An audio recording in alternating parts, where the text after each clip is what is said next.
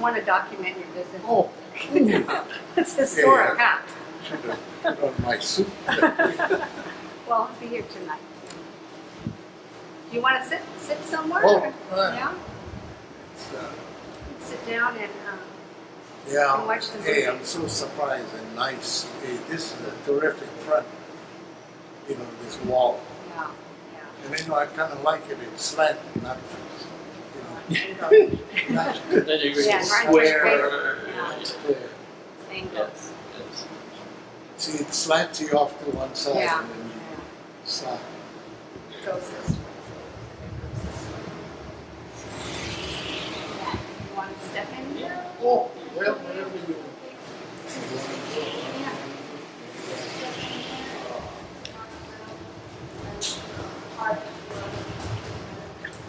Yeah.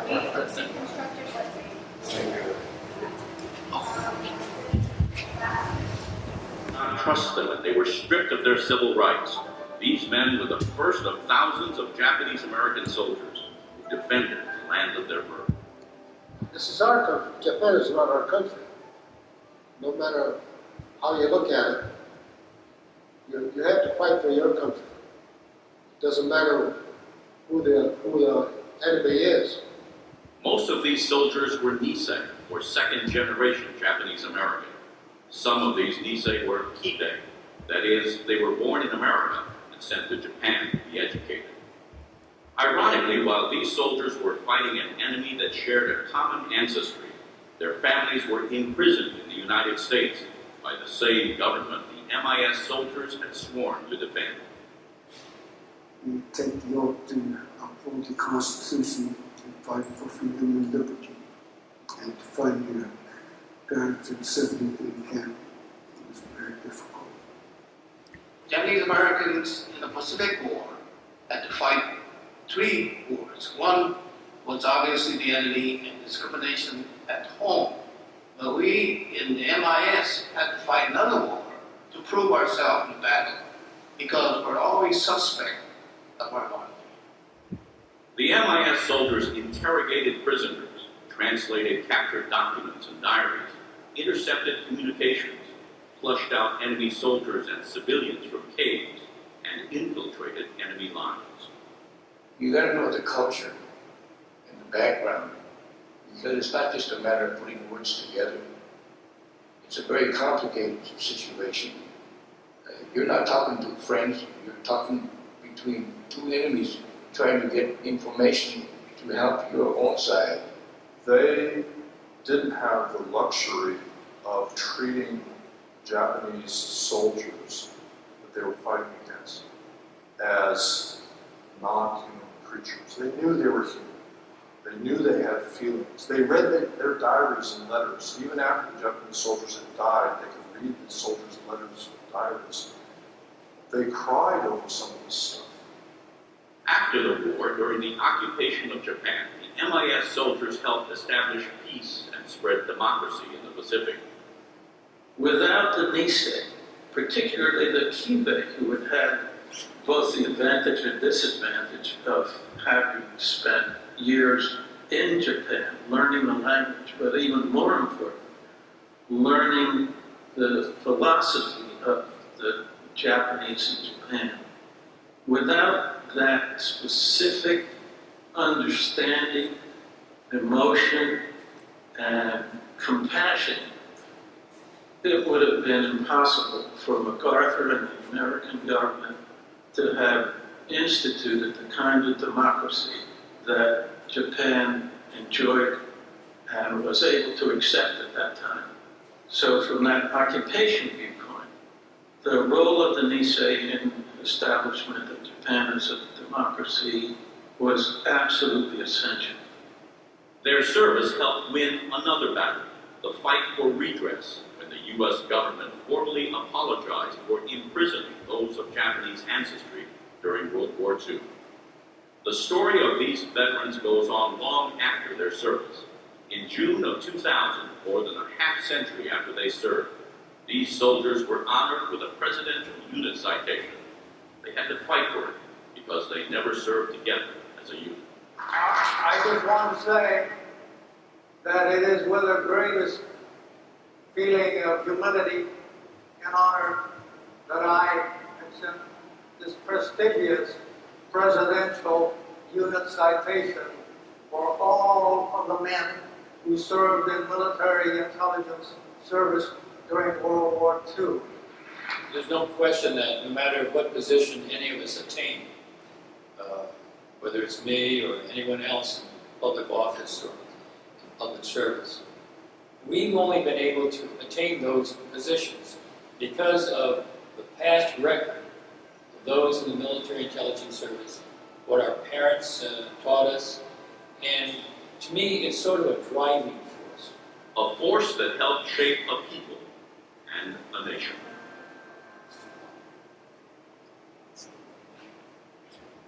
The idea of a secret language school began in the spring of 1941, before war in the Pacific broke out. It would be housed at San Francisco's Presidio in an old aircraft hangar, building 640. We're milling around It's 1941. the building 640. What's this all about? A whole bunch of Niseis. What they going to do to us? But on the 1st of November we found out why we were assembled there.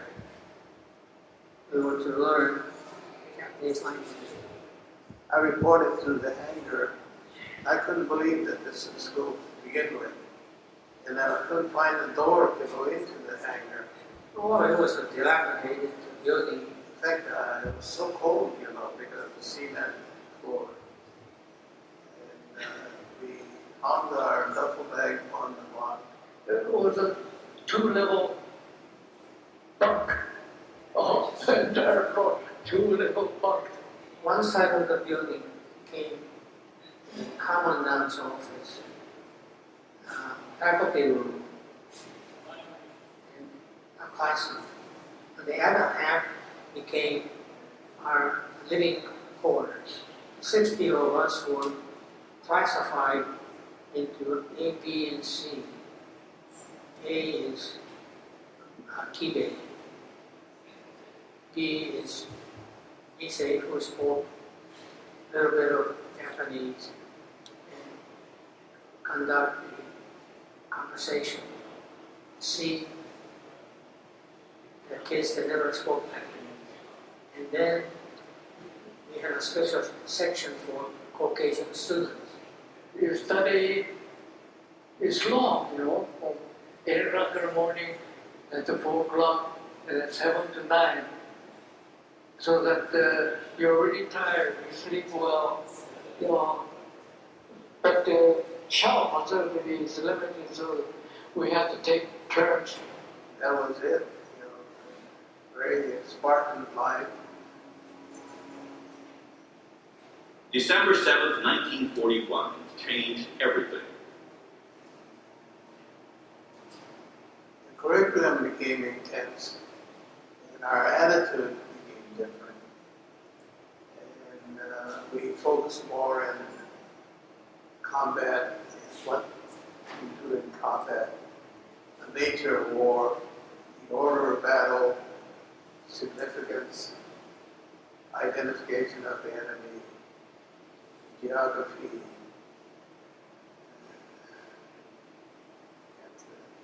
things Japanese. This first class was the only one held in Building 640 in the Presidio of San Francisco. Soon after Pearl Harbor was bombed, Executive Order 9066 was issued. It ordered the confinement of people of Japanese ancestry on the West Coast, so the MIS language school moved to Minnesota.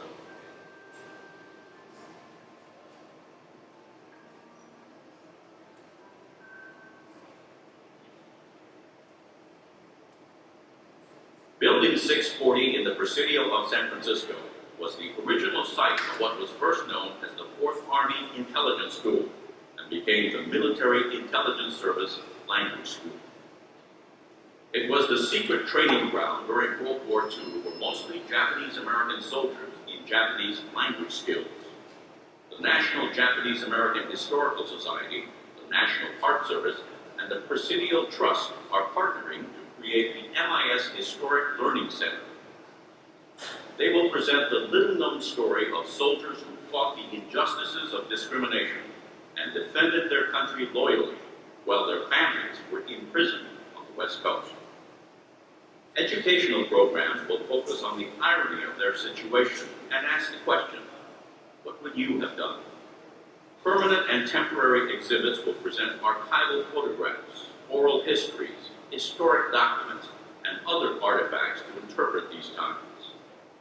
This will be a place that talks about war in the context of peace, a place where differences can be resolved, a place to find that knowing another culture is more than acquiring language skills. At the MIS Historic Learning Center, we will be inspired by how those before us dealt with intolerance and extreme challenges and came away with a stronger sense of what it means to be an American.